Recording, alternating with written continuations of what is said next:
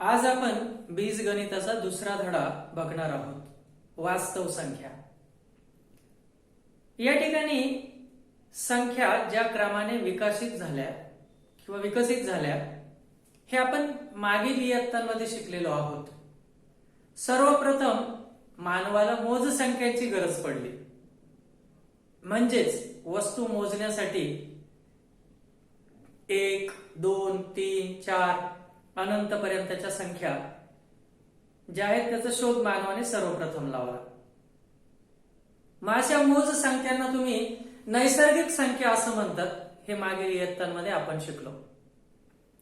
त्यानंतर शून्याचा शोध लागला. कोणतीही गोष्ट नाहीये किंवा नाही, काहीच नाही यासाठी सुद्धा अंक असला पाहिजे अशी जेव्हा मानवाला जाणीव झाली तेव्हा आपल्याला शून्याचा शोध लागला. आणि मग पुन्हा 0, 1, 2, 3 अशा नवीन गटाची निर्मिती झाली आणि त्याला आपण पूर्ण संख्या असं म्हणतो. त्यानंतर ऋण संख्येची सुद्धा गरज काही क्रियांसाठी भासू लागली, जसं वजाबाकीच्या क्रिया ह्या पहिल्या 2 गटांनी पुरेशा होत नव्हत्या आणि मग त्यासाठी आपण पुन्हा 0 धन संख्या आणि त्याच्या डावीकडे असणाऱ्या ऋण संख्या यांचाही शोध लावला. आणि मग अशा पद्धतीने पुन्हा नवीन गट तयार झाला, ज्याला आपण पूर्णांक संख्या असं म्हणतो. यानंतरही आपल्या असं लक्षात आलं की भागाकारासारख्या क्रिया या पूर्णांक संख्यांसाठी या संख्यांनी सुद्धा पूर्णपणे करता येत नाही. त्यानंतर P/Q म्हणजे P/Q सारख्या दिसणाऱ्या संख्यांचा शोध लागला, किंवा अशाही काही संख्या असतात याची आपल्याला जाणीव झाली आणि त्याला आपण परिमेय संख्या असं म्हणतो.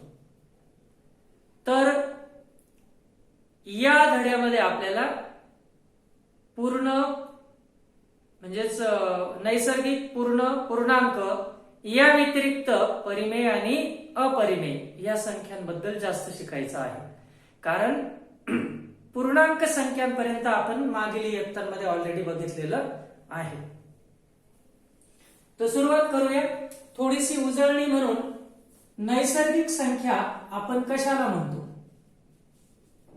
नैसर्गिक संख्या तर 1 पासून सुरू होणाऱ्या आणि अनंतपर्यंत वाढत जाणाऱ्या संख्यांना आपण नैसर्गिक संख्या म्हणतो. या गटाला सर्वसाधारणपणे n ने दर्शवितात आणि म्हणून n संख्या संच आपण 1, 2, 3, 4 पुढे अनंतपर्यंत असं लिहू शकतो. यावरून तुमच्या लक्षात आलं असेल की सर्वात लहान नैसर्गिक संख्या ही 1 आहे. 1 पेक्षा लहान नैसर्गिक संख्या नसतेच. नैसर्गिक संख्या ह्या 1 पासूनच सुरू होतात, परंतु तुम्ही सर्वात मोठी नैसर्गिक संख्या मात्र सांगू शकत नाही. यानंतर पुढचा गट जो आहे तो म्हणजे पूर्ण संख्या. पूर्ण संख्यांच्या गटाला W या अक्षराने दाखवितात आणि पूर्ण संख्यांमध्ये एकच संख्या नवीन आहे नैसर्गिक संख्येपेक्षा आणि ती म्हणजे 0. आणि 0, 1, 2, 3, 4 अनंतपर्यंतच्या या संख्यांना आपण पूर्ण संख्या असं म्हणतो. सर्वात लहान पूर्ण संख्या ही 0. पुन्हा 0 पेक्षा लहान पूर्ण संख्या नाही. पूर्ण संख्या या 0 पासून सुरू होतात आणि पुढे अनंतपर्यंत वाढतात, म्हणजे सर्वात मोठी पूर्ण संख्या सुद्धा आपल्याला सांगता येत नाही. यानंतरचा जो गट आहे तो म्हणजेच पूर्णांक संख्या. पूर्ण आणि पूर्णांक बराच गोंधळ होतो. पूर्णांक संख्या ज्या I किंवा बऱ्याच वेळेला Z अक्षराने दाखवतात, आपण I चाच विचार करूया. आणि यामध्ये 0 च्या उजवीकडे सगळ्या धनसंख्या आहेत आणि 0 च्या डावीकडे सर्व ऋण संख्या आहेत. यामध्ये आपण जेव्हा उजवीकडे जातो तेव्हा मोठ्या संख्या, तर डावीकडे जातो तेव्हा तिच्यापेक्षा लहान संख्या मिळते. म्हणजेच उजवीकडील संख्या ही नेहमी डावीकडील संख्येपेक्षा लहान असते. म्हणजे 4 पेक्षा 3 लहान, 3 पेक्षा 2 लहान, 2 पेक्षा 1 लहान, 1 पेक्षा 0 लहान, 0 पेक्षा -1 लहान, -1 पेक्षा -2 लहान. म्हणजे इथे तुम्ही सर्वात लहान संख्याही सांगू शकत नाही, सर्वात मोठी संख्याही सांगू शकत नाही, कारण या दोन्ही बाजूंना अनंत वाढतात. फक्त फरक एवढाच की उजवीकडे संख्या मोठ्या होत जातात तर डावीकडे संख्या लहान होत जातात. डावीकडील संख्या ही कोणत्याही उजवीकडील संख्येपेक्षा नेहमी लहान असते. मग यामध्ये शून्याच्या उजवीकडील संख्यांना तुम्ही धन संख्या म्हणतात. त्याच्यासाठी धन चिन्ह किंवा अधिकचं चिन्ह लिहिण्याची गरज नसते.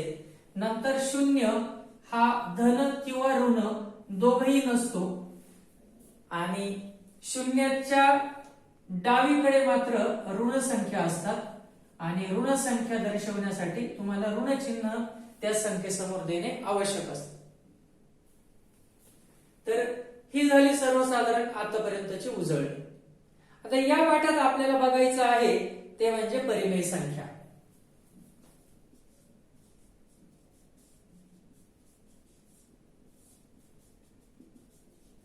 आता परिमेय संख्यांमध्ये n, w आणि i म्हणजेच नैसर्गिक, पूर्ण, पूर्णांक या सगळ्या संख्यांचा समावेश आहेच. परंतु या व्यतिरिक्त p/q सारख्या ज्या संख्या असतात, अपूर्णांकी संख्या ज्या असतात त्यांचा सुद्धा समावेश होतो. म्हणजेच या सर्व संख्यांव्यतिरिक्त 1/2, 1/5, 3/7, -2/5, -11/17 यासारख्या संख्यांना आपण परिमेय संख्या असं म्हणतो, कारण त्या p/q सारख्या दिसतात. तर यामध्ये सगळ्यात महत्वाची गोष्ट जी आहे ती म्हणजे p आणि q ची किंमत i मधून घेतलेली असते.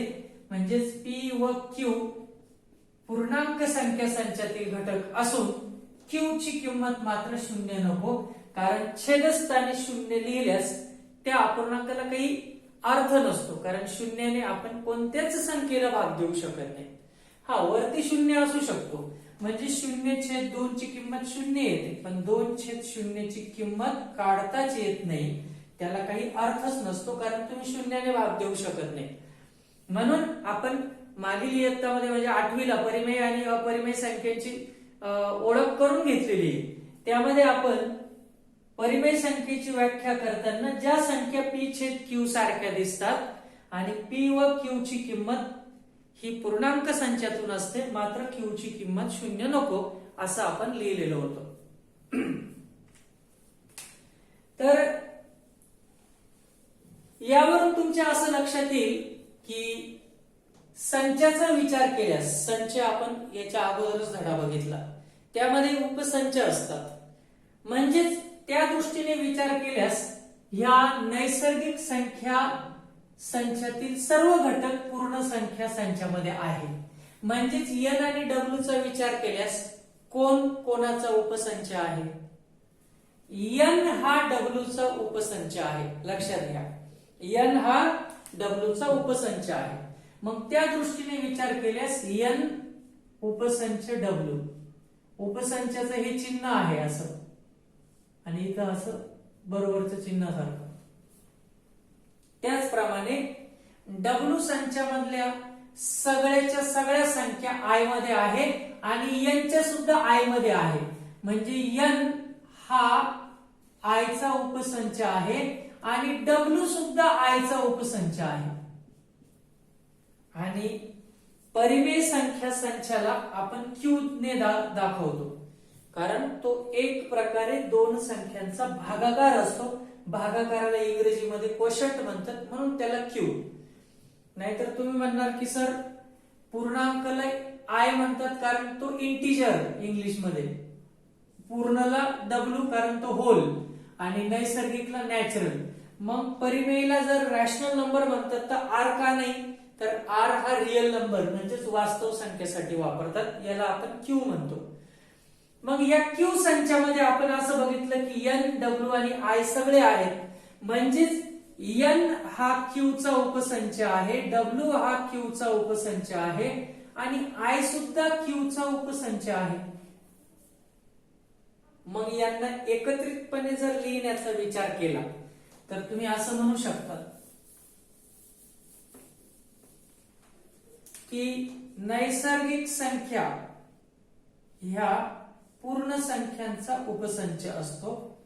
पूर्ण संख्या या पूर्णांक संख्यांचा उपसंच असतो आणि पूर्णांक संख्या परिमेय संख्यांचा उपसंच असतो. परंतु आपण जेव्हा एका ओळीत असं लिहितो तेव्हा हा याचा उपसंच आहे, हा याचा सुद्धा उपसंच आहे, हा याचा सुद्धा उपसंच आहे. त्याचप्रमाणे हा याचा उपसंच आहे आणि याचा सुद्धा उपसंच आहे आणि हा मात्र फक्त याचाच उपसंच आहे. म्हणजे मागचा पुढच्या सगळ्यांचा उपसंच असतो पण पुढचा मागच्यांचा उपसंच नसतो. लक्षात घ्या. वेनचित्राच्या सहाय्याने जर याला दाखवायचं असेल तर तुम्ही याला n म्हणू शकता, म्हणजेच नैसर्गिक संख्या. नंतर या चौरसामध्ये तुम्ही w दाखवू शकता, म्हणजेच या w मधल्या सगळ्या संख्या n मध्ये नाहीये पण n मधल्या सगळ्या संख्या w मध्ये आहे. नंतर याच्या बाहेर एक तुम्ही वर्तुळ दाखवू शकता आणि त्याला i म्हणू शकता, म्हणजेच n मधल्या सगळ्या संख्या i मध्ये आहे, w मधल्या सुद्धा सगळ्या संख्या i मध्ये आहे, पण i मधल्या सगळ्या n आणि w मध्ये नाही. आणि मग याच्या पुढे तुम्ही मोठा आयत दाखवू शकतात आणि त्याला q म्हणू शकतात, कारण तो सगळ्यात मोठा संच आहे. आणि ह्या सगळ्या संख्या वास्तव संख्यांमध्ये येतात, ज्याला आपण r ने दाखवतो, म्हणजे तो तुमचा सगळ्यात मोठा विश्वसंच तयार झाला. तर अशा पद्धतीने आपण उपसंचचा विचार केला तर n हा w चा उपसंच, w i चा, i q चा आणि q r चा, त्याच वेळी मागचे सगळे पुढच्यांचे सुद्धा उपसंच असतात, हे लक्षात घ्या.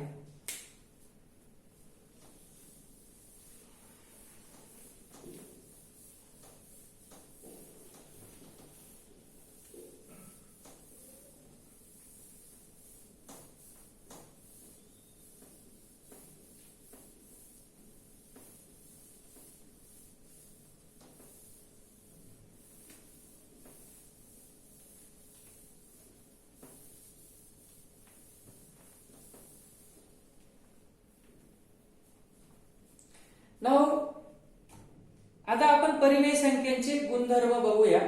तत्पूर्वी परिमेय संख्यांमधील क्रमसंबंध, परिमेय संख्यांमधील क्रमसंबंध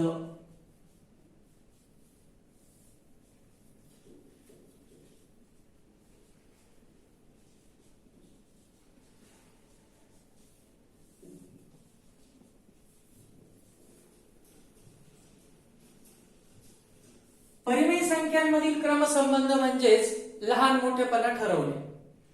जर तुम्हाला मी असं म्हटलं की 25 आणि 17 यातील लहान मोठेपणा ठरवा तर तुम्ही सहज ठरवू शकता. पण हे झालं पूर्णांक संख्यांच्या बाबतीत. पूर्णांक संख्यांचा क्रमसंबंध तुम्हाला ठरवता येतो. नंतर -25 आणि -17 यामध्ये -17 मोठा आहे, कारण ऋण संख्या जेवढी लहान असते तेवढी ती मोठी असते, हे पण तुम्हाला माहिती पाहिजे. नंतर 7 आणि 7 मध्ये तुम्ही सांगू शकता की दोघेही समान आहे. पण हे पूर्णांक संख्यांच्या बाबतीत झालं. हीच गोष्ट जर मी तुम्हाला परिमेय संख्यांच्या बाबतीत विचारली तर, जसं 2/3 आणि 17/28 या दोन संख्येचा एवढी मोठी घेण्यापेक्षा 5/9 असा मी विचार करतो. यामध्ये कोणती परिमेय संख्या मोठी असं विचारलं तर तुम्ही सांगाल की सर इकडे संख्या मोठ्या दिसतात, मग ती मोठी.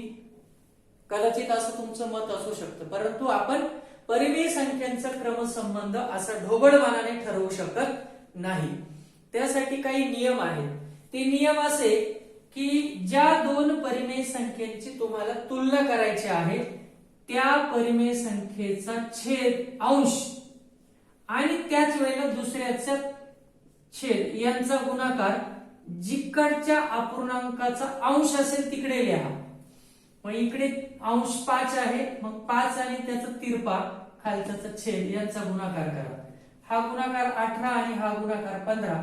जी बाजू मोठी आली तिकडच्या बाजूचा अपूर्णांक मोठा, असं तुम्ही परिमेय संख्यांचा क्रमसंबंध ठरवू शकता. यावरून आपण एक सर्वसामान्य नियम बनवू शकतो की P छेद Q आणि R छेद S असे दोन अपूर्णांक जर असतील, परिमेय संख्या असतील, तर यातील लहान मोठेपणा आपण 3 पद्धतीने ठरवू शकतो. कसा? समजा P गुणिले S जर मोठा असेल R गुणिले Q पेक्षा, तर मग P गुणिले S मोठा आहे, म्हणजेच P छेद Q हा मोठा आहे R छेद S पेक्षा, असं तुम्ही म्हणू शकता. दुसरी गोष्ट, P गुणिले S जर लहान असेल R गुणिले Q पेक्षा, तर मग तुम्ही आता असं म्हणू शकता की P छेद Q लहान आहे R छेद S पेक्षा. आणि तिसरी शक्यता आहे की P गुणिले S आणि R गुणिले Q ची किंमत जर सारखीच असेल, तर दोघेही अपूर्णांक P छेद Q आणि R छेद S सारखेच असू शकतात. तुम्ही म्हणाल यासारखं आपल्याला चेक करायची काय गरज आहे, दोघेही सेम टू सेम दिसू शकतात. अपूर्णांकांमध्ये तसं नसतं. अपूर्णांकांमध्ये सममूल्य अनंत अपूर्णांक तयार होतात. उदाहरणार्थ 3/7 आणि त्याच वेळेला 9/21 असे भिन्न दोन अपूर्णांक दिसत असले तरी प्रत्यक्षात हे समान अपूर्णांक आहे. दिसताना वेगळे दिसतात, म्हणजेच तुम्हाला या पद्धतीनेच त्याला चेक करावं लागेल. याला जर मी P छेद Q मानलं आणि याला जर R छेद Q S मानलं, तर तुम्हाला पहिले PS चा गुणाकार शोधावा लागेल, म्हणजेच 3 आणि 21 चा, जो 63 येतो. आणि त्याच वेळेला R गुणिले Q हा गुणाकार पण शोधावा लागेल, जो 9 R गुणिले Q 9 गुणिले 7 जो 9×7 63 येतो. जर दोन्ही बाजू सारख्या असतील तर 100% 3/7 आणि 9/21 हे सममूल्य अपूर्णांक आहे, समान अपूर्णांक आहे. म्हणून दोन परिमेय संख्यातील क्रमसंबंध ठरवण्यासाठी आपल्याला तिरकस गुणाकार मेथड अवलंबावी लागते. आणि हा त्याच ढोबळमानाने नियम आहे की P छेद Q आणि R छेद S असे दोन अपूर्णांक असतील तर त्यांची तुलना करताना PS हा RQ पेक्षा मोठा असेल तर P छेद Q मोठा असेल. नंतर PS हा RQ या गुणाकारापेक्षा लहान असेल तर P छेद Q हा R छेद Q पेक्षा लहान असेल. आणि दोघेही गुणाकार तिरकस समान असतील तर दोघेही अपूर्णांक समान असतात. अशा पद्धतीने तुम्ही दिलेल्या दोन अपूर्णांकांची सहज तुलना करू शकता. तिरकस गुणाकार ही गोष्ट तुम्हाला लक्षात ठेवावी लागेल.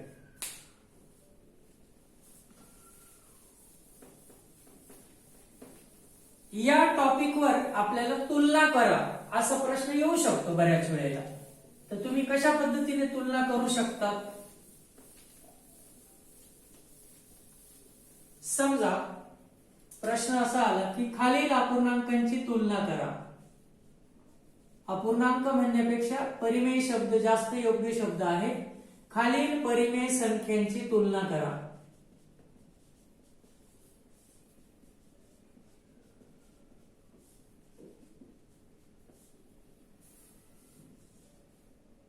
पाच छेद 4 आणि 7/8.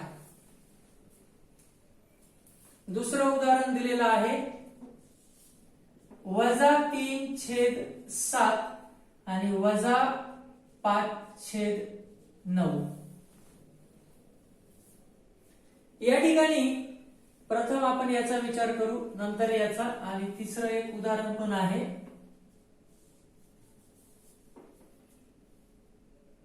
-2/-3 आणि वजा 8/12.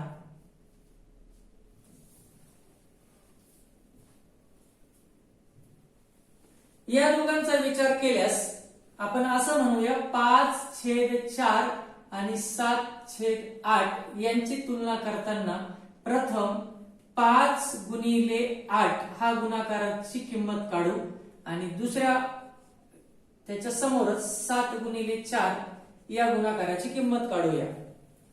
5×8 = 40 आणि 7×4 = 28. तर आपल्याला सहज दिसतं की ही बाजू मोठी आहे, म्हणजेच 5/4 आणि 7/8 या दोन अपूर्णांकांमध्ये 5/4 हा अपूर्णांक मोठा आहे असं तुम्ही सहज सांगू शकता. तर तिरकस गुणाकाराचा नियम लावायचा. या ठिकाणी जेव्हा ऋण चिन्ह मध्यभागी किंवा खाली असतं तेव्हा ते वरच्याला शिफ्ट करायचं, एवढं मात्र लक्षात ठेवा.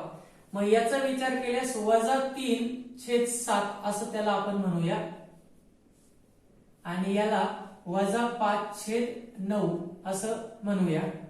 तिरकस गुणाकार केल्यास -3 गुणिले 9 आणि -5 गुणिले 7. तर या ठिकाणी -9×3 = 27 आणि -5×9 = 45. आता या ठिकाणी जरी हा अंक मोठा दिसत असला तरी ऋण संख्या असतील तर जेवढा अंक लहान तेवढा तो मोठा, म्हणजेच या ठिकाणी सुद्धा -27 -45 पेक्षा मोठा असेल तर -3/7 हा अपूर्णांक मोठा आहे -5/9 पेक्षा. या ठिकाणी वजा चिन्ह इथे छेदस्थानी आहे तर इथे अंशस्थानी. तुलना करताना ते नेहमी अंशस्थानी असलं पाहिजे, म्हणून ह्या वजा चिन्हाला वरती पाठवा आणि त्याला -2/3 लिहा. याचा ऑलरेडी वरतीच आहे -8/12. आणि मग आता तिरकस गुणाकार करू. -2 गुणिले 12 आणि -8 गुणिले 3. 12 × 24 परंतु -24 आणि 8×3 = 24 पण तेही -24. आणि हे दोघेही अंक जर सारखेच असतील तर आपण असं म्हणू शकतो की 2/-3 आणि -8/12 हे दोघेही अपूर्णांक समान आहे, सममूल्य आहे. तर अशा पद्धतीने तुलना करा असा प्रश्न तुम्हाला येऊ शकतो परीक्षेला. तर त्यासाठी फक्त तिरकस गुणाकार ही मेथड अवलंबायची आहे. यानंतर आपण परिमेय संख्यांचे काही गुणधर्म बघणार आहोत. ते गुणधर्म खास करून बेरजेचे गुणधर्म असं आपण त्याला म्हणू शकतो.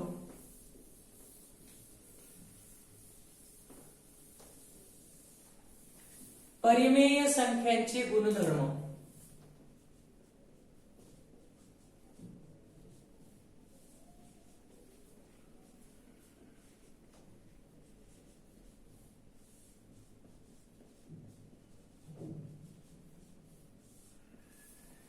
परिमेय संख्यांच्या गुणधर्मामध्ये सगळ्यात महत्वाचा पहिला गुणधर्म म्हणजेच की क्रमनिरपेक्षता गुणधर्म.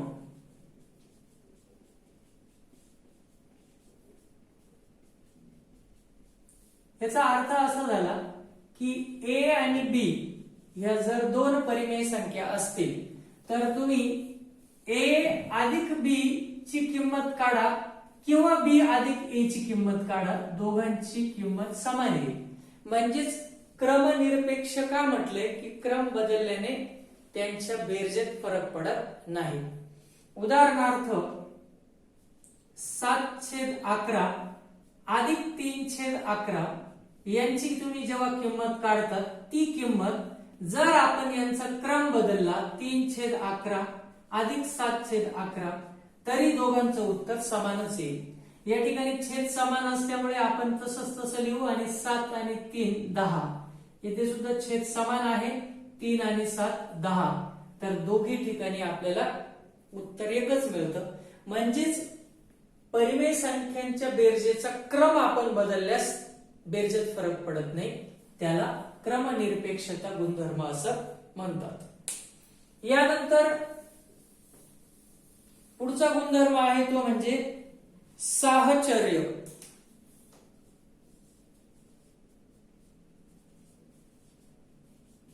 साहचर्य. जर तीन भिन्न परिमेय संख्या असतील ए, बी आणि सी, तर ए आणि बी ची बेरीज प्रथम करून त्यात सी मिळवला, किंवा बी अधिक सी ची बेरीज करून त्यात ए मिळवला, किंवा ए आणि सी ची बेरीज करून त्यात बी मिळवला, तरी उत्तरात फरक पडत नाही. याला साहचर्य गुणधर्म असं म्हणतात. म्हणजेच या ठिकाणी 1/5 अधिक 2/5 अधिक 3/5 यामध्ये याचं उत्तर काढताना मी अगोदर ह्या दोघांचं उत्तर काढून मग हा मिळवला, किंवा या दोघांचं उत्तर काढून मग हा मिळवला, किंवा या दोघांचं उत्तर काढून मग हा मिळवला, तरी बेरजेत फरक पडत नाही. उदाहरणार्थ या दोघांची बेरीज येईल 3/5 आणि त्याच्यात परत 3/5 मिळवल्यास उत्तर 6/5 येतं.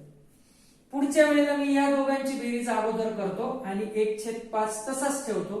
यांची बेरीज केल्यास ती येते 5/5. परत छेद समान आहे, वरच्यांची बेरीज येईल 6/5. म्हणजे पुन्हा उत्तर तेच आलं. नंतर मी या दोघांची पहिली बेरीज करतो आणि 2/5 तसाच ठेवतो. यांची बेरीज येते 4/5 आणि पुन्हा छेद समान असल्यामुळे 2 आणि 4 ची बेरीज 6/5. म्हणजेच याला साहचर्य गुणधर्म म्हणतात. 3 किंवा 3 पेक्षा अधिक परिमेय संख्यांची बेरीज करताना तुम्ही कोणत्याही क्रमाने बेरीज केली, कोणत्याही दोघांची बेरीज पहिले करून नंतर त्याच्यात तिसरा, चौथा, पाचवा त्या बेरजेत मिळवला, तरी उत्तरामध्ये फरक पडत नाही किंवा बेरजेत फरक पडत नाही. याला साहचर्य गुणधर्म असं म्हणतात. नंतर पुढचा गुणधर्म आहे तो म्हणजे अविकारक. अविकारक म्हणजेच एखाद्या परिमेय संख्येमध्ये शून्य मिळवल्यास उत्तर तीच परिमेय संख्या येते, त्याला अविकारक. म्हणजेच त्याच्यात बदल होत नाही परिमेय संख्येमध्ये. तिसरा गुणधर्म मी सांगितला अविकारक. याचा अर्थ ए अधिक 0 किंवा 0 अधिक 1 ची किंमत नेहमी एच येते. म्हणजेच 2/5 मध्ये जर तुम्ही 0 मिळवला तर उत्तर 2/5 येईल, किंवा 0 मध्ये एखादा अंक मिळवला 3/7 तरी उत्तर 3/7 येईल. म्हणजेच एखाद्या परिमेय संख्येत 0 मिळवल्याने किंवा शून्यात एखादी परिमेय संख्या मिळवल्याने उत्तर तीच परिमेय संख्या येते, त्याच्यात काहीही बदल घडत नाही, म्हणून त्याला अविकारक असं म्हणतात. आणि शेवटचा गुणधर्म आहे तो म्हणजे व्यस्त. यामध्ये आपण बेरीज व्यस्ताबद्दल बोलतोय. ए ही परिमेय संख्या असेल तर तिची बेरीज व्यस्त असते -a, आणि -b या परिमेय संख्येची बेरीज व्यस्त असते b. म्हणजेच अधिकचा बेरीज व्यस्त वजा, तर वजाचा बेरीज व्यस्त अधिक असतो. यावरून तुमच्या लक्षात आलं असेल की 2/5 ची बेरीज व्यस्त वजा 2/5 आणि वजा 7/11 ची बेरीज व्यस्त 7/11. मग हा व्यस्त गुणधर्म काय सांगतो की परस्पर बेरीज व्यस्त असलेल्या संख्यांची बेरीज 0 येते. म्हणजेच ए आणि वजा ए ची बेरीज केल्यास ती 0 येते. म्हणजे याच पद्धतीने तुम्ही जर 2/5 आणि वजा 2/5 ची बेरीज केली तर उत्तर 0 येईल, किंवा वजा 7/11 आणि 7/11 ची बेरीज केल्यास उत्तर 0 येते. तर याला परिमेय संख्यांचा व्यस्त गुणधर्म किंवा बेरीज व्यस्त गुणधर्म असं सुद्धा म्हणतात. नंतर यामध्ये जसं बेरजेचे गुणधर्म आपण बघितले तसे गुणाकाराचे गुणधर्म सुद्धा असतात. गुणाकारामध्ये सुद्धा तुम्हाला हे अविकारक, बेरीज व्यस्त किंवा साहचर्य आणि क्रमनिरपेक्षता गुणधर्म बघायला मिळेल. तर बेरजेचा जसा आपण विचार केला तसाच गुणाकाराचा विचार केल्यास पहिला जो होता क्रमनिरपेक्षता, तो अगोदर आपण बेरजेच्या बाबतीत बघितला. तर या ठिकाणी आपण मुळात असे दोन कॉलमच करू आणि ते गुणधर्म त्या क्रमाने बघूया. बेरजेसाठी काय गुणधर्म असतो आणि गुणाकारासाठी काय गुणधर्म असतो. आता तुम्ही म्हणाल वजाबाकी आणि भागाकारासाठी का नाही, तर बेरीज वजाबाकी ही एक प्रकारची बेरीजच असते, हे आपण मागील इयत्तांमध्ये शिकलेलो आहे. आणि अपूर्णांकांचा भागाकार हा गुणाकार रूपाने मांडता येतो, म्हणजे भागाकार एक प्रकारे गुणाकारच असतो. म्हणजेच आपल्याला गुणधर्म फक्त बेरीज आणि गुणाकाराचे बघायचे. तर 4 गुणधर्म बघितले होते: क्रमनिरपेक्षता, साहचर्य, अविकारक आणि व्यस्त.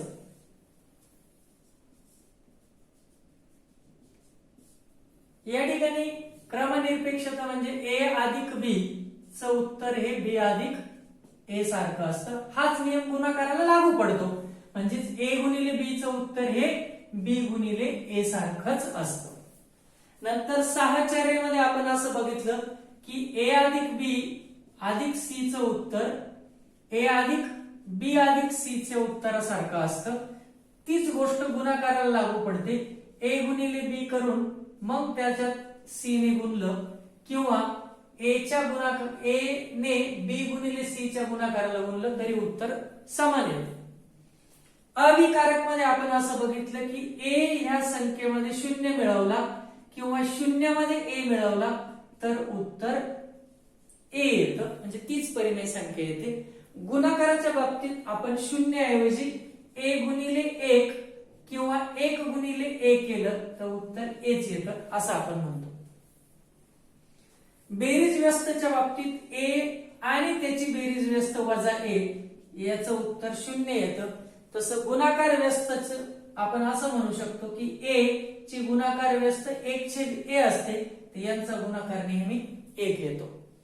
तर हे झाले परिमेय संख्यांचे गुणधर्म.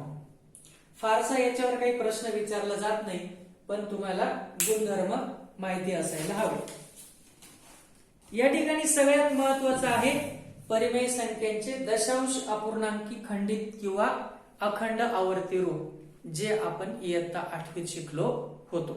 थोडीशी उजळणी करूया आणि त्यावर आधारित काय प्रश्न विचारले जातात ते बघूया.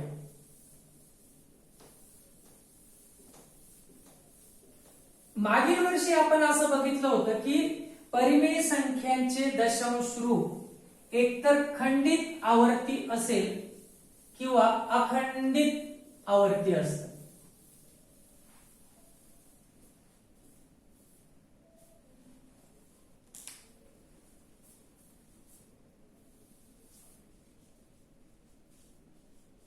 परिमेय संख्यांचे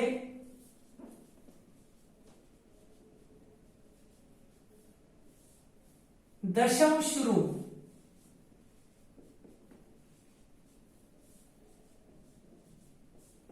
आणि मी असं सांगितलं तुम्हाला की यात 2च शक्यता असतात. एक म्हणजे खंडित असू शकतं, ते परिमेय संख्येचे दशांश रूप खंडित असू शकतं किंवा अखंडित परंतु आवर्ती. हे फार महत्वाचं, अखंडित आवर्ती. आता आवर्ती म्हणजे पुन्हा पुन्हा एक विशिष्ट क्रम येतो संख्यांचा, आणि अखंडित म्हणजे कधी न संपणार, आणि खंडित म्हणजे तो भागाकार कुठेतरी संपतो. तर आवर्तीचा प्रश्नच येत नाही, भागाकार संपणार आहे. इथे भागाकार संपतच नाही, पण तो आवर्ती असतो, हे महत्वाचं. याचं एक एक उदाहरण बघूया किंवा 2-2 उदाहरणे बघूया आपण. 1/2 आणि 5/2 4/5 यांचा विचार करूया. आणि अखंडित मध्ये तर खूप सारे एक्झाम्पल बघता येतील, पण आपण इकडेही 2च एक्झाम्पल बघूया. 1/3 आणि 15/11. आता याचा विचार केल्यास दशांश रूप काढणं म्हणजेच तुम्हाला वरच्या संख्येला खालच्या संख्येने भागणे आणि उत्तर काढणे, त्याला आपण दशांश रूप असं म्हणतो. 2 आणि 0ला 2 आणि 1ला शून्याचा भाग जातो, बे 0 परंतु पुढे आपल्याला भाग द्यायचा असेल तर इथे 0 देऊन इथे दशांश चिन्ह द्यावं लागतं. आणि बे 5 10, बघा इथे भागाकार खंडित झाला, संपला. बाकी 0 आली की भागाकार खंडित झाला असं आपण म्हणतो, संपला तो तिथे. म्हणजेच 1/2 च दशांश आवर्ती रूप आहे 0.5, जे संपलेलं होतं, खंडित झालेलं होतं, पुढे काही येतच नाही. 4/5 चा विचार करूया. म्हणजे 4 ला आपल्याला 5 ने भागायचं आहे. 5 0 0, कारण भाग जात नाही, 4 छोटा आहे. मनाने 0 घेतल्यास इथे दशांश चिन्ह द्यावं लागेल. 5 8 40, पुन्हा इथे भागाकार संपला. म्हणजेच उत्तर आलं 0.8, खंडित दशांश रूप. आता अखंडित पण आवर्ती ते बघूया. याचं उत्तर काढण्यासाठी तुम्हाला 1 ला 3 ने भागावं लागेल. 3 0 0, 1 बाकी उरल्यावर मनाने 0 घेतल्यास इथे दशांश चिन्ह द्यावं लागेल. आणि 3 त्रिक 9, पुन्हा बाकी 1 उरली, भागाकार कंटिन्यू करू आपण. 3 त्रिक 9, पुन्हा 1 बाकी उरली, 0 घेतला, 3 त्रिक 9. हा भागाकार अखंडित आहे, कधीच संपणार नाही. परंतु आपल्याला भागाकाराच्या ठिकाणी एक विशिष्ट अंक पुन्हा पुन्हा येताना दिसतो, ज्याला आपण आवर्ती असं म्हणतो. आवर्ती म्हणजे पुन्हा पुन्हा त्याच क्रमाने येणे. जसं की वारंवार 3 येतोय, म्हणजेच याला आपण 0.3 बार असं म्हणू शकतो. हा बार काय सांगतो की 3 हा अंक पुन्हा पुन्हा येणार आहे. हा भागाकार किती वेळ करत गेलं तर त्याला म्हणतात अखंडित आवर्ती. म्हणजे संपत नाही, पण कमीत कमी एक विशिष्ट वेळेनंतर संख्यांचा क्रम पुन्हा पुन्हा येतो. याच्या बाबतीत विचार करूया. वरच्या संख्येला खालच्या संख्येने भागायचे. इथे मुळात छेदापेक्षा अंश मोठा होता, म्हणजे भाग जातो पहिले 11 1 11, नंतर 4 बाकी उरते. 0 घेतल्यास इथे दशांश चिन्ह द्यावं लागेल. आणि 11 चोक 44 मोठे होतात, म्हणजे 11 3 33, आणि 10तून हातचा घ्यावा लागेल. 10तून 3 गेले 7, हातच्या परत 0. मनाने 0 घेतल्यास 11 7 77 मोठे होतात, म्हणजे 11 7 66. हातच्या घेतला, 4 बाकी उरली, हातच्या परत दिला 0. परत मनाने 0 घेतला, 11 3 33, 40 मधून 33 गेल्यास 7 उरतात, आपण ऑलरेडी बघितलंय. परत 0 घेतला, 6 चा भाग जातो, 11 7 66. पुन्हा 4 बाकी आली, म्हणजेच एका विशिष्ट क्रमाने 4 7 4 7 4 7 4 7 अशी बाकी येणार असेल तर वरती भाग सुद्धा 3 6 3 6 3 6 असा पुन्हा पुन्हा पुन्हा तोच येणार असेल तर आपण याला 1.36 बार, म्हणजे पूर्ण 36 वर बार, कारण 36 हा अंक पुन्हा पुन्हा पुन्हा पुन्हा रिपीट होतोय, ज्याला आपण आवर्ती असं म्हणतो. तर लक्षात घ्या की परिमेय संख्या दशांश रूपात मांडल्यात त्याच्यात 2च शक्यता आहे. एक तर तो भागाकार खंडित असेल किंवा अखंडित, परंतु आवर्ती असेल. आणि या उलट जर त्या संख्या अपरिमेय असतील तर खंडित कधीच येणार नाही, अखंडित येतो पण आवर्ती येत नसेल तर त्यांना अपरिमेय संख्या म्हणतो, असं आपण मागील इयत्तेमध्ये शिकलेलो आहे. आता सध्या अपरिमेयचा विचार करू नका, आपण परिमेय संख्या बघतोय. परिमेयमध्ये 2 शक्यता असतात, एक तर भागाकार खंडित होतो किंवा अखंडित असेल तर आवर्ती असतो, म्हणजे एका विशिष्ट क्रमाने तो पुन्हा पुन्हा तसाच रिपीट होतो. आता यावर आधारित हे सगळं आपण उजळणी बघतोय, हे मागील वर्षी आपण शिकलेलो आहे. आता प्रश्न असा आहे की जर परिमेय संख्या 1/3 म्हणजेच P/Q या प्रकारात लिहिलेली असेल तर तुम्ही तिला दशांश रूपामध्ये मांडली होती. आणि कशी मांडायची हे आपण मागच्या वर्षी शिकलेलो आहे.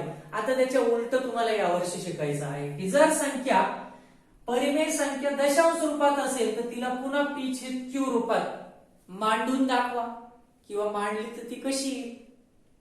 म्हणजेच 1/3 च दशांश आवर्ती रूप 0.3 बार असेल तर 0.3 बार p छेद q रूपात 1/3 यायला पाहिजे. आता तुम्हाला इथे माहिती आहे म्हणून तुम्ही सांगू शकता, पण परीक्षेला जर डायरेक्ट 0.3 बार आलं असतं तर तुम्ही त्याला p छेद q रूपात मांडल्यावर तुमचं उत्तर 1/3 यायला पाहिजे. तर ते कसं काढायचं ते बघूया.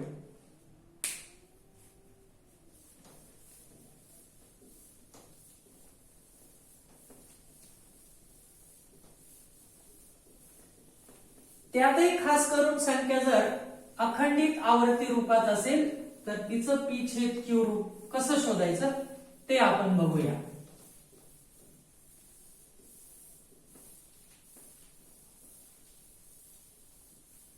अखंडित आवर्ती परिमेय दशांश परिमेय संख्येचे p छेद q रूप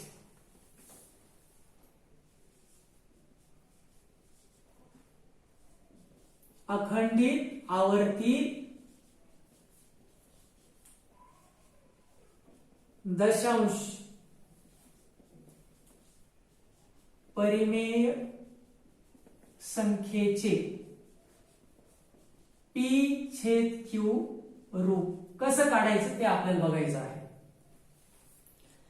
म्हणजेच तुमची जी संख्या असेल परिमेय संख्या ती अखंडित आवर्ती दशांश रूपात असणार आहे आणि त्या संख्येला आपल्याला p छेद q रूपामध्ये मांडायचं आहे. यावर प्रश्न कसा येतो परीक्षेला की 0.3 बार ही परिमेय संख्या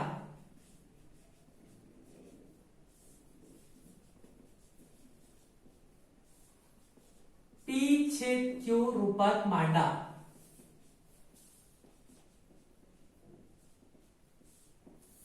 असा प्रश्न तुम्हाला विचारला जातो.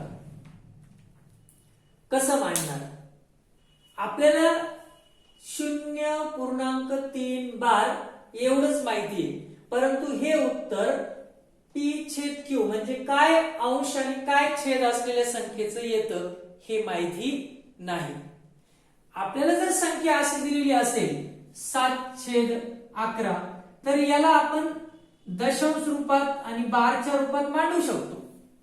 म्हणजेच p छेद q ला दशांश आवर्ती रूपात मांडायचं इथून मागे आपण शिकलेलो आहे. आता आपल्याला उलट बघायचं की मुळात दिलेला प्रश्न हा दशांश आवर्ती रूपात आहे, त्याला तुम्हाला p छेद q रूपात मांडायचं आहे. तर यासाठी काही पायऱ्या आहेत, बघूया.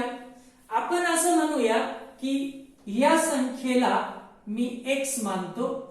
x म्हणजे p छेद q ची किंमत आहे असं आपण समजू, आणि ही संख्या आपल्याला 0.3 बार अशी दिलेली आहे. याला विधान क्रमांक 1 मानू. आणि x ची आपल्याला अशी किंमत शोधायची आहे जी p छेद q सारखी दिसली पाहिजे, आणि त्या रूपात ती संख्या आली की ती x ची किंमत म्हणजेच ह्या संख्येचं ते p छेद q रूप आहे असं आपण समजूया. मग दिलेल्या प्रश्नाला मी x मानलं, त्याला विधान क्रमांक 1 असं नाव दिलं. आता दशांश चिन्हानंतर जेवढ्या संख्येवर बार असेल एकावर तितके शून्य ठेवून तयार होणाऱ्या संख्येने दोन्ही बाजूला गुणायचं. उदाहरणार्थ मी जे बोललो त्याचा अर्थ कदाचित तुमच्या डोक्यावरून गेला असेल. जर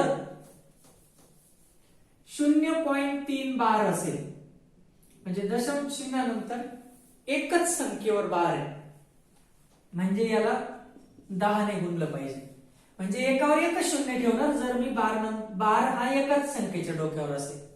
जर 0.36 बार म्हणजेच बार हा दोन संख्यांवर आहे, तेव्हा मी एकावर 2 शून्य ठेवून तयार होणाऱ्या संख्येने गुणेल, म्हणजे 100 ने गुणेल. अशा पद्धतीने 0.145 बार असेल तर मी 1000 ने गुणेन आणि यापुढे याच पद्धतीने 4 संख्यांवर बार असेल तर 10,000 ने. आपल्याला खास करून एवढाच पातळीवर प्रश्न विचारतात. म्हणजेच एकतर एकच संख्येवर बार, 2 संख्येवर किंवा 3 संख्येवर बार. कधी कधी मात्र असं असू शकतं 0.3 47 बार, म्हणजेच 2च संख्यांवर बार आहेत, परंतु त्यांच्या अगोदर एक संख्या दशांश चिन्हाच्या नंतर येते. मग अशा वेळेला काय करणार? मग अशा वेळेला एक गोष्ट आपल्याला करावी लागेल, ती म्हणजे हे दशांश चिन्ह या बार पर्यंतच्या अंकापर्यंत सरकवायचं. आणि ते कसं सरकवायचं तुम्हाला माहिती, एक घर पुढे सरकवायचं असेल 10 ने गुणायचं, म्हणजे ते 3.47 बार होईल. आणि आता तुम्ही हा नियम लावा, 2 अंकांवर बार असेल तर आता याला 10 ने गुणण्याऐवजी 100 ने गुणायचं. एवढी गोष्ट लक्षात ठेवा. म्हणजेच x मानल्यानंतरची पुढची पायरी काय असेल तुमची, की दशांश चिन्हाच्या नंतर किती संख्यांच्या डोक्यावर बार आहे तेवढे शून्य एकावर ठेवून तयार होणाऱ्या संख्येने गुणणे. म्हणजेच 10 ने, 100 ने, 1000 ने, 10,000 ने की 1,00,000 ने गुणायचं हे तुम्हाला ठरवायचं आहे या बारला बघून. मग पॉइंट नंतर एकच संख्येच्या डोक्यावर बार आहे म्हणजे आपल्याला फक्त 10 ने गुणायचं आहे आणि ते समीकरण 1 च्या दोन्ही बाजूला. तसा उल्लेख करा, समी 1 ला 10 ने गुणू म्हणजे दोन्ही बाजूला निश्चितच. मग इकडे गुणलं तर ते 10x तयार होईल. आणि जेव्हा तुम्ही 0.3 बार ला 10 ने गुणता, याचा अर्थ 0.3 बारचा अर्थ होतो 0.3333 असा तो असंख्य वेळेला आहे, असा त्या बारचा अर्थ आपण शिकलेलो आहे. मग अशा वेळेला एवढ्या अनंत पर्यंत असणाऱ्या संख्येला 10 ने गुणणं आणि 10 ने गुणल्यास दशांश चिन्ह फक्त एक घर पुढे सरकतं. म्हणजे याच्या पुढची स्टेपचं उत्तर येईल 3 पॉइंट परत 3 3 3 अनंत. आणि हे 3 3 जर अनंत असतील तर त्याचा अर्थ झाला 3.3 बार. म्हणजेच 10 ने गुणल्यावर बार ज्या संख्येच्या डोक्यावर आहे तेवढा अंक जरी इकडे सरकला तरी त्या पुढच्या अंकावर अजून बार तसाच आहे. हे झालं तुमचं समीकरण 2. आणि समीकरण 2 मधून 1 ला नेहमी वजा करायचं. समी 2 मधून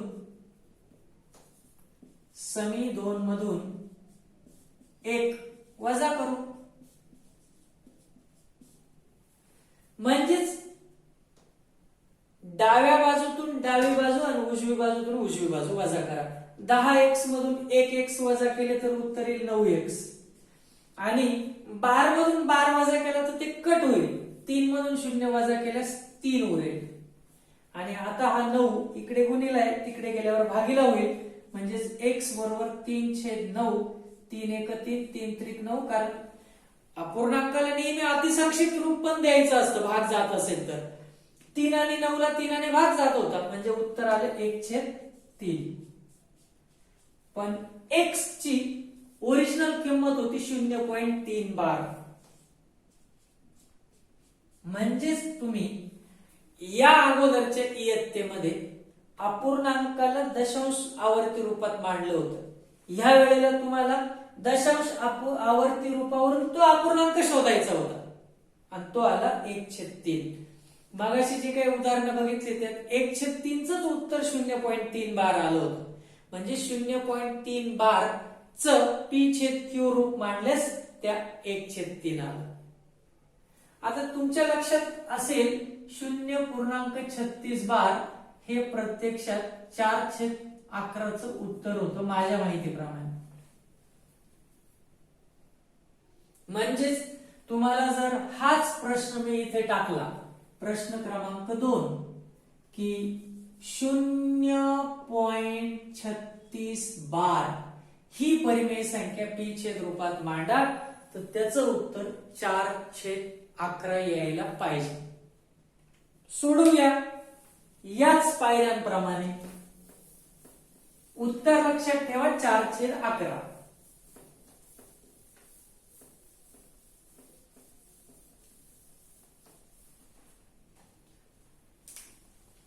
या संख्येला p/q रूपात मांडायचं असल्यामुळे x बरोबर 0.36 बार असं मांडू आणि त्याला समीकरण नंबर 1 म्हणूया.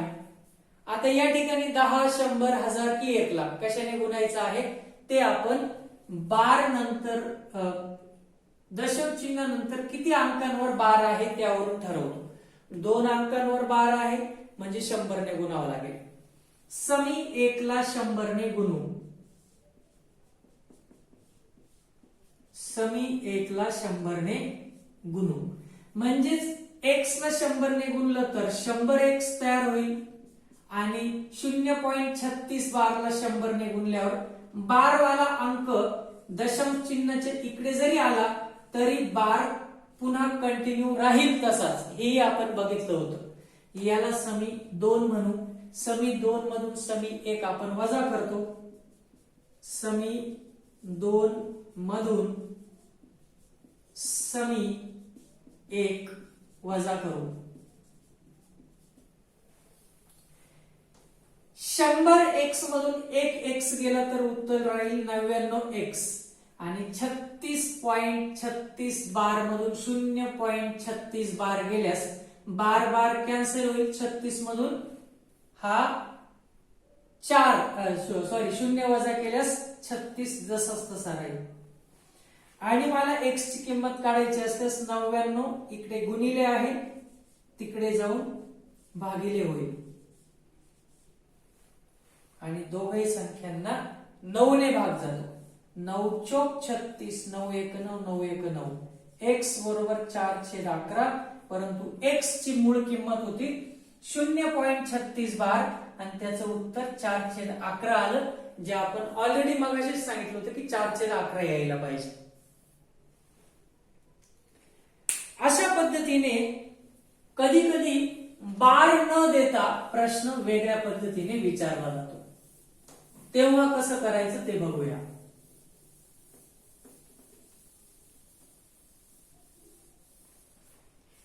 प्रश्न आहे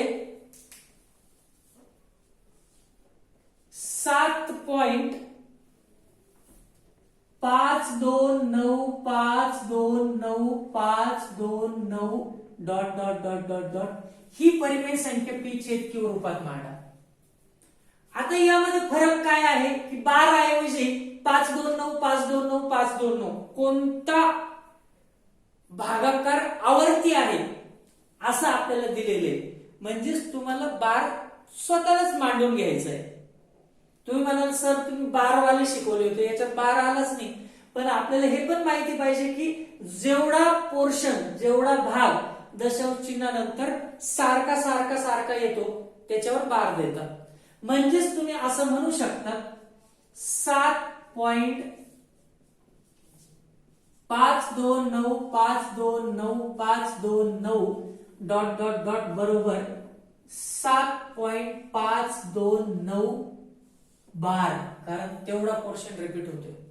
आणि आता झालं ना तुमचं गणित या रूपात आलं. आता तुम्ही त्याला x म्हणा म्हणजे तुमची फक्त एक स्टेप वाढली. मग x बरोबर 7.529 बार. समीकरण क्रमांक 1. दशांश चिन्हानंतर 3 अंकांवर बार असेल तर एकावर 3 शून्य देऊन संख्या तयार होईल म्हणजे 1000. तिने तुम्हाला दोन्ही बाजूला गुणायचंय म्हणून समी 1 ला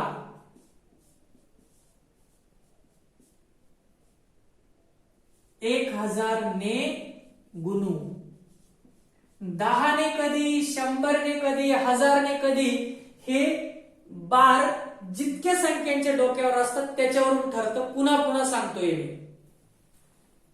x ला 1000 ने गुणलं तर 1000x आणि याला 1000 ने गुणल्यावर 529 7च्या बाजूला सरकेल म्हणजे त्याचं उत्तर येईल 7529.5 2 9 12 तसंच राहील.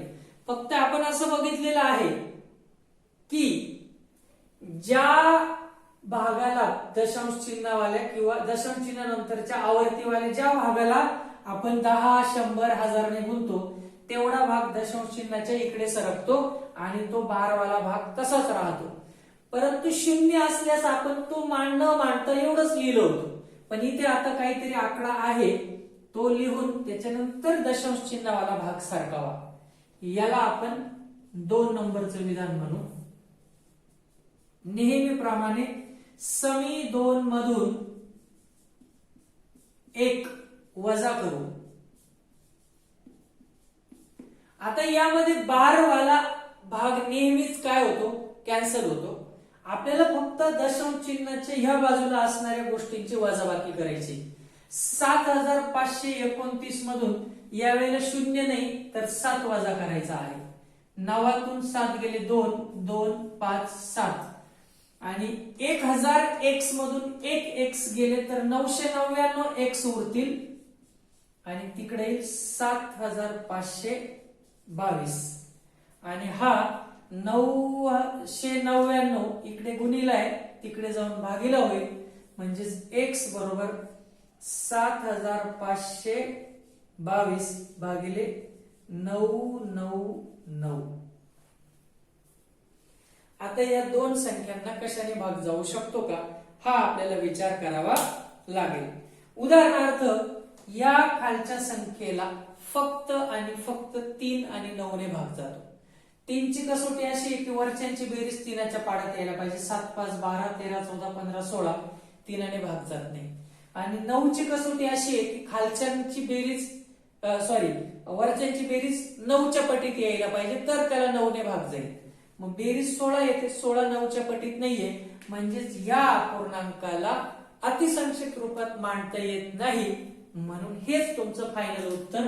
आणि तुमचा प्रश्न होता 7.529 डॉट डॉट डॉट ला p/q रूपात मांडायचं होतं. ते उत्तर आलं 7522/999. तर अशा पद्धतीने तुम्हाला दिलेली कोणतीही परिमेय संख्या जर दशांश आवर्ती रूपात असेल तर ती p/q रूपात मांडता येते. त्यासाठी फक्त ह्या स्टेप्स तुम्हाला फॉलो कराव्या लागतील. या पायऱ्या तुम्हाला फॉलो कराव्या लागतील. तर या ठिकाणी एक एक्झाम्पल, एक उदाहरण आपण असं बघणार आहे की दशांश चिन्हानंतर काही विशिष्ट संख्यांवरच बार होता आणि इकडच्या अंकावर नव्हता. तेव्हा थोडस वेगळं करावं लागतं. या ठिकाणी वजाबाकीच्या अगोदर काही पायऱ्या वाढतात. तर एक एक्झाम्पल आपण चौथं तसं बघूया आणि आजचं लेक्चर संपवूया.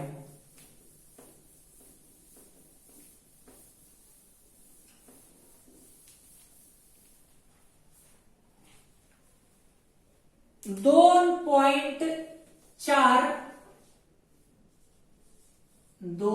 पॉइंट 3 बार ही परिमेय संख्या p/q रूपात मांडा. तर हा बार फक्त 3 वर आहे आणि हा 4 दशांश चिन्हाच्या उजवीकडे आहे. आपल्याला जेव्हाही एकच बार असेल तर 10 ने गुणणे यासारख्या गोष्टी ज्या करतो आपण त्या करण्यापूर्वी ज्या संख्यांवर बार नाही त्या संख्या तुम्हाला पूर्णांकाच्या बाजूला पहिले शिफ्ट कराव्या लागतील, त्या बाजूला न्याव्या लागतील, नंतर पुढची क्रिया करावी लागेल. मग मी असं म्हणतो, सर्वप्रथम आपण या संख्येला x मानूया. 2.4 फक्त 3 बार. कधी कधी बार ऐवजी इथे डॉट पण असतो सिंगल, हे माहिती असू द्या. म्हणजे एकाच अंकावर असू शकतो तो. सर्वप्रथम आपण हे दशांश चिन्ह या बारवाल्या अंकापाशी आणण्याचा प्रयत्न करू. त्यासाठी तुम्हाला एक घर पुढे सरकायचंय. एक घर पुढे सरकायचं असेल तर 10 ने गुणावं लागतं. 2 घरांसाठी 100 ने, 3 घरांसाठी 1000 ने, हे माहिती आहे. प्रथम आपण याला विधान 1 म्हणूया. आपण असं म्हणूया की दशांश चिन्ह एकच घर पुढे सारखवायचे, हा बार जवळ दशांश चिन्ह आणण्यासाठी, म्हणून 10 ने गुणू कशाला, समी 1 ला, म्हणजे हे समीकरण तयार होईल 10x बरोबर हा 4 त्यामुळे इकडे शिफ्ट होईल आणि ते 2.43 बार ऐवजी 24.3 बार असं तयार होईल. हे तुमचं दुसरं विधान. इनफॅक्ट या उदाहरणाला तुम्ही एक म्हणूच नका, कारण आपण एक त्याच उदाहरणाला म्हणायचं ज्यामध्ये दशांश चिन्हाच्या लगेच नंतर त्या अंकावर बार सुरू झाला पाहिजे. जसं इथे लगेच नाहीये, मग तो अंक आपण इकडे शिफ्ट करून घेतला आणि मग ह्या समीकरणाला आपण 1 नंबरचं नाव दिलं. याच्या पुढची गोष्ट तुम्हाला माहिती आहे की बार जितक्या संख्यांवर असेल त्यानुसार आपण 10, 100, 1000 अशा संख्यांनी गुणतो. इथे एकच आहे, म्हणजे पुन्हा समीकरण 1 ला 10 ने तुम्हाला गुणायचं आहे. समी 1 ला 10 ने गुणू. हा 10 कुठून आणला मी, तर बार दशांश चिन्हानंतर बार एकाच संख्येवर आहे म्हणून. मग 10x ला 10 ने गुणल्यास तो 100x तयार होईल. 10 100 बरोबर. 10 ने गुणल्यावर हा 3 इकडे येईल, परंतु बार मात्र तसाच राहील अजूनही. याला विधान 2 म्हणूया आणि नेहमीप्रमाणे विधान 2 मधून 1 वजा करू.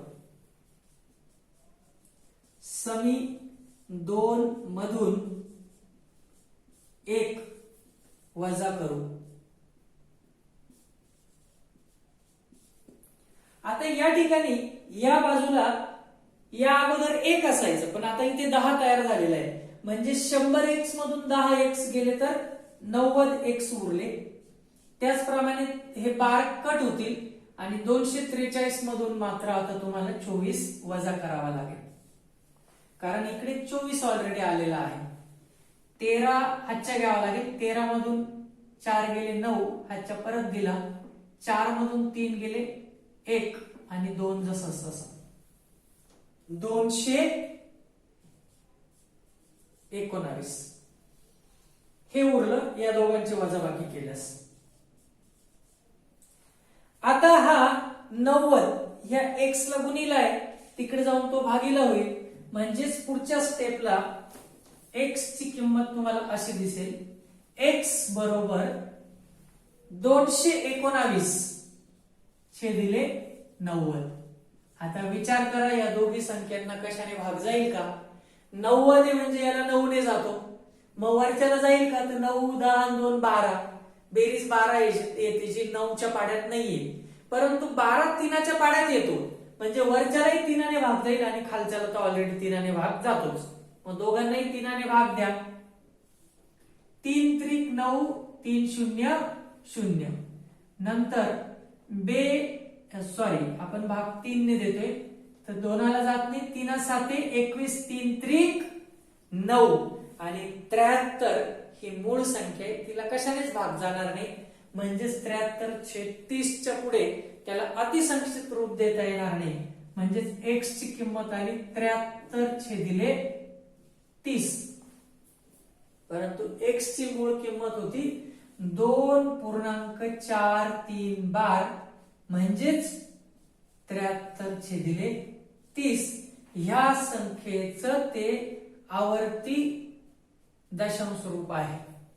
तर अशा पद्धतीने कधी कधी बार हा फक्त दशांश चिन्ह नंतरच्या काही संख्यांवर असतो, तेव्हा आपल्याला एक वेगळी पायरी करावी लागते की दशांश चिन्ह बारवाल्या संख्येपर्यंत पहिले आणावं लागतं, नंतर आपली नियमित क्रिया करावी लागते.